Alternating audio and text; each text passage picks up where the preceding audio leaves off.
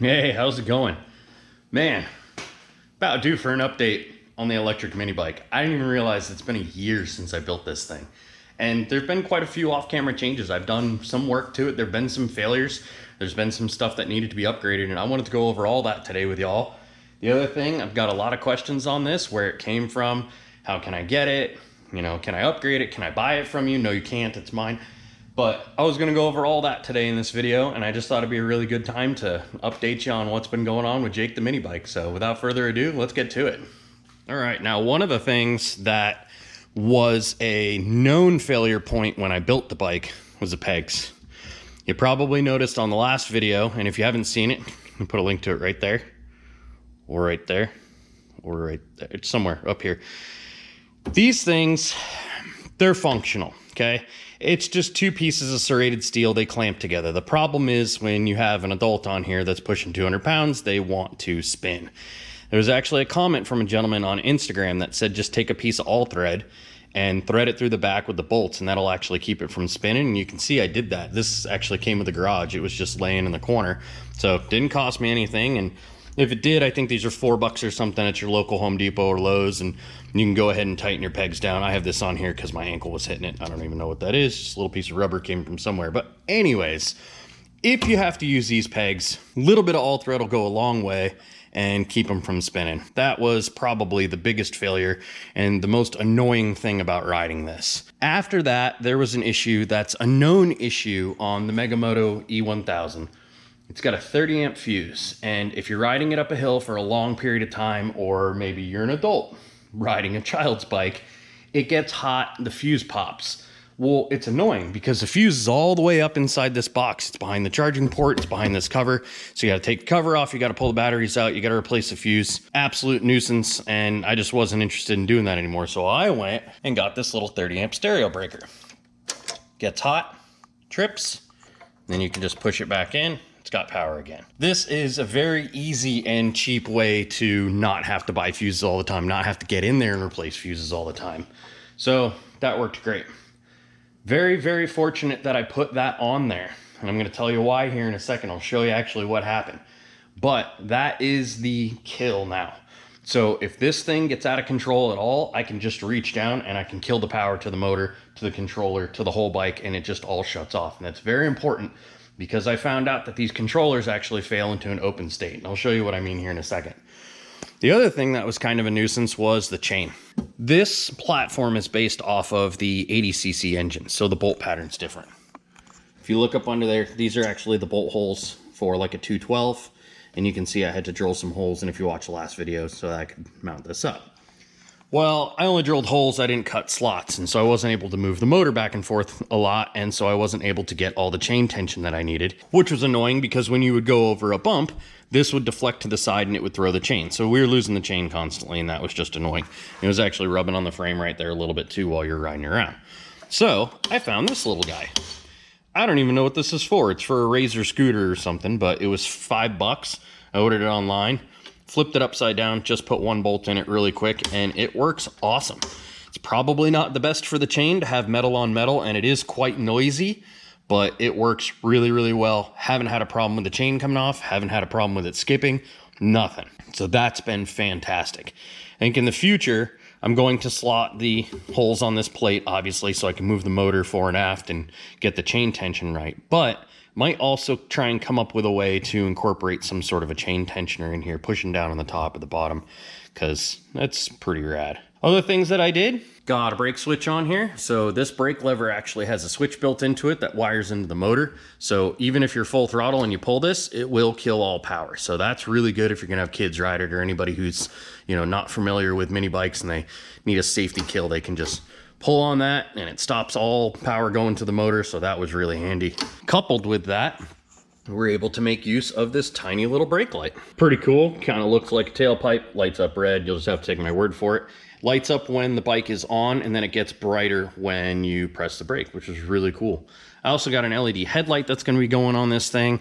I got a bunch of plans. So today we're going to do a high speed test. So I'm going to rip up and down the neighborhood, and we're going to see how fast this thing goes. I've seen about 23 with me on it, so we're going to see if we can back that up again today. And then after that, we're going to tear this thing down. I'm going to show you a little bit more about what's going on inside here and show you what we're going to do to get a little bit more power out of this guy. So let's go.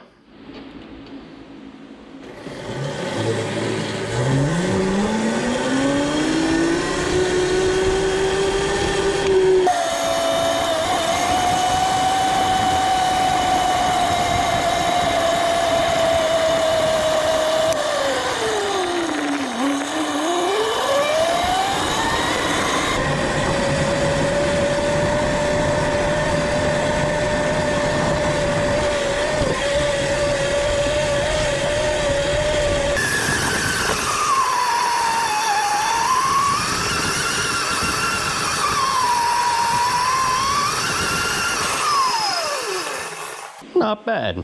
So it gives you some real world uphills, downhills, and again, full size adult, 190 pounds. This is probably going to be a lot faster with a child on it. In fact, I had some people over, some family, and the kids were riding it, and man, here's a clip of my cousin doing a little wheelie on this thing.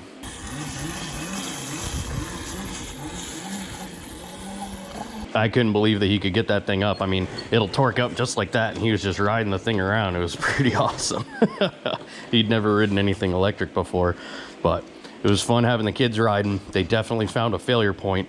I'll go over that here in a second, but let's get this thing back on the bench. This thing's gone an entire year without being painted, and you can see anywhere human hands have been on it, you know, like up here by the controls and right here, and from picking it up along the back, it's rusted.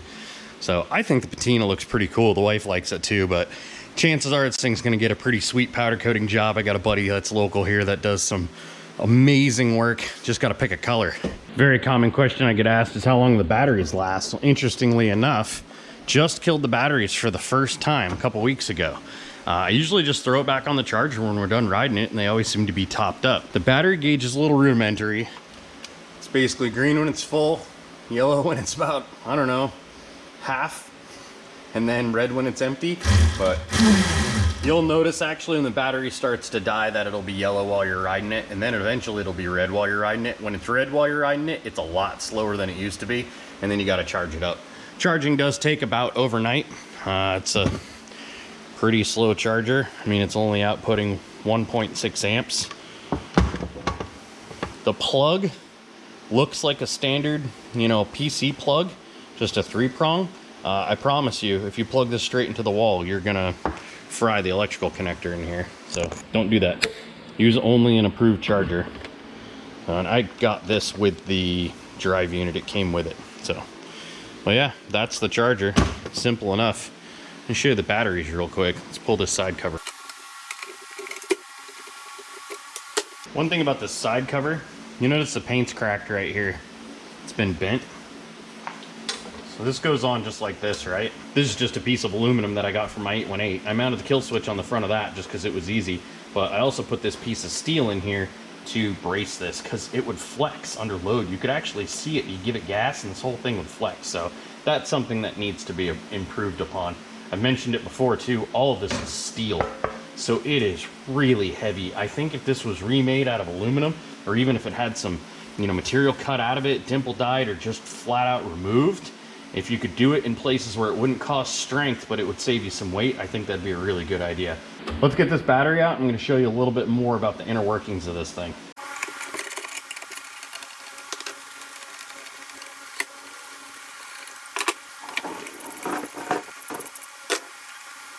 Here's a little plate that I made. It is kind of janky, but this was just a piece of expanded or drilled or laser cut aluminum. It's used for the vents on my race car. So just cut a hole in it and put this little switch on here. Really want to be careful. Obviously, this is going to be hot and energized when it's attached to the battery. Both of these will. So you want to make sure that it's not going to touch anything. This is isolated from the chassis with this plastic, but still, you know, if it touches this and then that touches that, sparky, sparky, boom, boom. these are the power and ground for the battery, and there's no fuse inside here. So if these ever touch anything, that's bad news too. I do have this ring terminal on here, and that's only so that it can attach to the circuit breaker. But honestly, it should have spade terminals. And if you look the way that it comes from the factory, it's supposed to connect to this 2-prong spade plug. But it was gone when I got it. It wasn't attached anymore. So I just made do with what I had. So it actually just came with this. Somebody had pushed that on there. And I think there's a reason why. These connectors do not like heat. And so if you're putting a lot of current through them, they'll actually fail. I'll show you that here in a second. Let's get this battery out.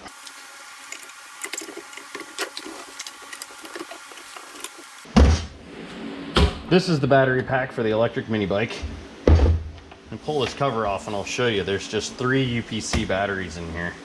And it's in this box, I'm guessing for crash protection or just to keep the contact secure, or I don't know why.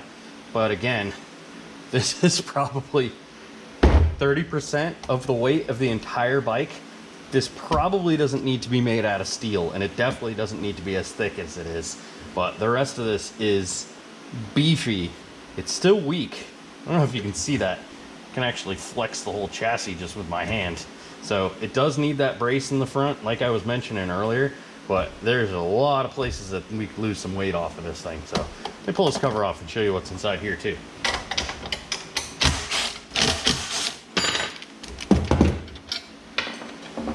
So there they are, as mentioned. These are just, you know, battery backup batteries, the same as you'd find inside a power supply to keep a computer on or something like that. They are the larger format. You can actually get the smaller batteries.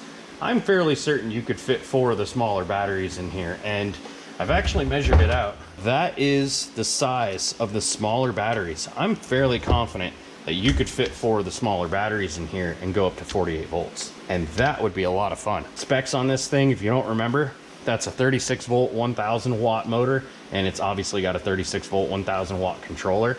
The 48 volt motor and controller can be found for about 130 to 150 bucks, depending on where you look. So if you have an E1000 or you're looking to do one of these yourself, very easy upgrade. You can see here on the bike, I got all the electrical connections running down the frame, and they go through a hole down here. Had the tail light wired up. I actually undid that a while back, but so the tail light was wired up so that when you hit the brakes, you know, the brake light lit up. And then if I do one more wire, I can actually get it so that it lights up with just the bike being on. But I do need a voltage converter for that. I need to go from 36 down to 12. More on that here in a second. But as I was saying, this is where all your electrical connections are. So they're all going to be located down here, up inside the bike. So we got the brake light, as I mentioned earlier. We got our charging port. You got all the connectors for the controller. I'll go over those here in a second. And then you have your throttle controls, which is the power switch and the throttle itself, and then the illumination for the battery light. And then you have the brake lever switch. So when you pull the brake lever, it kills it. Now, I had mentioned earlier that the kids found a failure point. Well, you can see by this wad of electrical tape here that I had to do a quick fix. It didn't do a very good job. Yikes. At some point, this thing had so much current going through it that it melted this electrical connector on the inside, and the pins actually wouldn't go. When you had this pushed in, they weren't in there tight. So I just did away with the electrical connector. I depinned it and I just put these connections right on here. But you can see that one just falls right off. These things got so hot, it ended up chewing the end of this connector, and it ended up messing this one up just from heat. So this all needs to be redone. And it will be redone because this thing's probably not going back together at 36 volts. So let's get the chassis off of here. Let's get the whole motor and kit and caboodle out of here.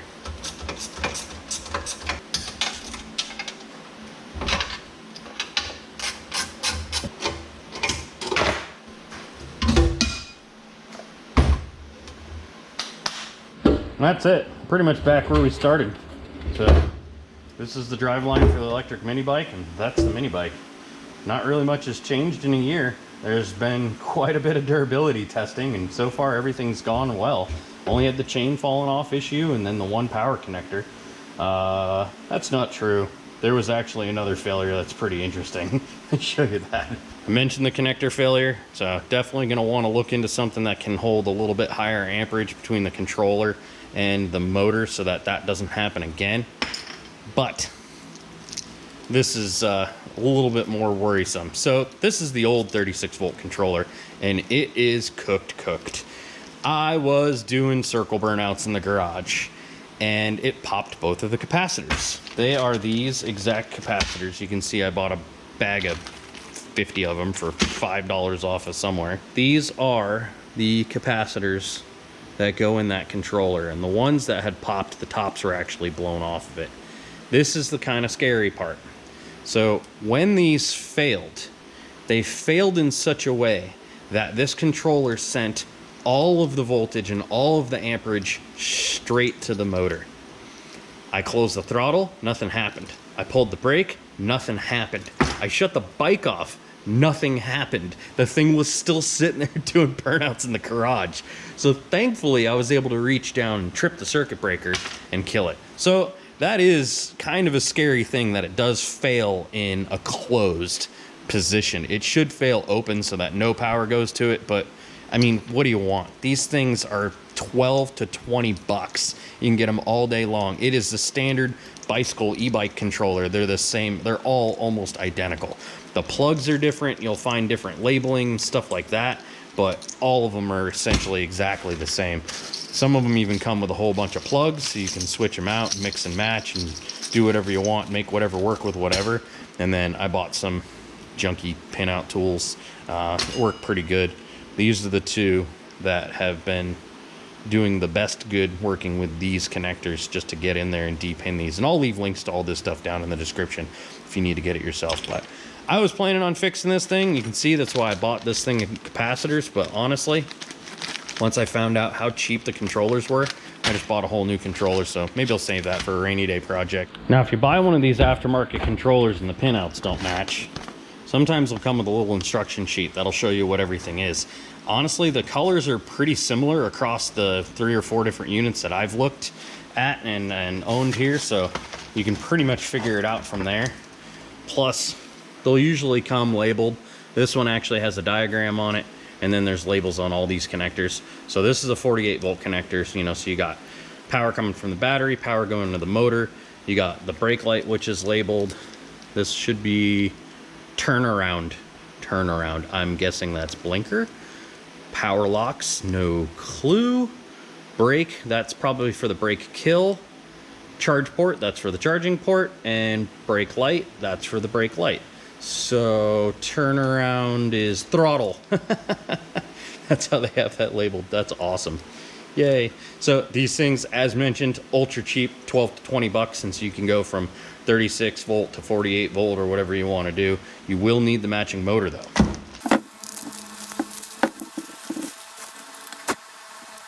This is the motor that I've chosen to go for the next round of upgrades on this bike. The model is an MY1020, and you can see here 48 volt DC, 3000 RPM, 1000 watt. I wanted to go just the next step up. You know, basically, if you own a Megamoto E1000, or you're looking to modify one, or you're making a little mini bike like I did out of the parts from one, and you want to go to that next level for upgrades, this is really the cheapest way to do it. I mean, you can definitely get brushless motors. You could go nuts. I've seen guys on YouTube that have, I don't even know, 120 volt, 10,000 RPM silliness, but you know, a lot of that costs money, and maybe you don't need it. You know, maybe you're just a kid and you're riding around on your little mini bike, and you know, 25 miles an hour is fast enough for you. I'm an adult, and 21 mile an hour is not fast enough for me, so I'm gonna be putting this 48 volt on here. But this is gonna be the next logical upgrade for this bike. It's just one more battery and a little bit more motor, and I have the controller and everything, so super easy though. When it comes upgrade time, you can see there's just 2 screws holding the controller on. Boom, take that off, and there's only 4 bolts holding this little motor on. You can take that off, and this guy will just slide right in there, no problem. All right, well, that concludes today's teardown of Jake the Electric Mini Bike. Some of these parts are going to go off to Colorado. I got a friend of mine. We're going to try and simplify and add lightness without giving too much away. Should be pretty cool. Stay tuned for that project. I'll definitely let you guys know when there's more on that. Next up for Jake the mini bike is going to be some welding. We got to get the chromoly cut down and notched. I'm going to do the grab handle. I'm going to do the pegs. And we're going to get the kickstand put on. Once that's all done, definitely going to strip this thing down. Start thinking about paint. Kind of leaning towards Forest Service green. If you've ever seen that on those old trucks, I think that would look really cool on this. But if you got an idea for a color, go ahead and leave it in the comments below. Who knows? Maybe I'll ignore it. If you have one of these Megamoto E1000s, they're awesome. I mean, this is such a cool little drivetrain package, and it's super easy if you want to upgrade the batteries or the controller and the motor or any of that stuff, and we will definitely get to that in a later episode. For now, this thing's going to get shipped off. I'm going to finish up some of the other stuff that I got to do with welding the pegs on and the kickstand and so on and so forth. And after that, put it all back together and see how she rips at 36 volt. And then probably get that lithium battery in there and see how she rips at 48 volt. So make sure to subscribe and you'll get the notifications for when that video comes out. As always, thanks for hanging out.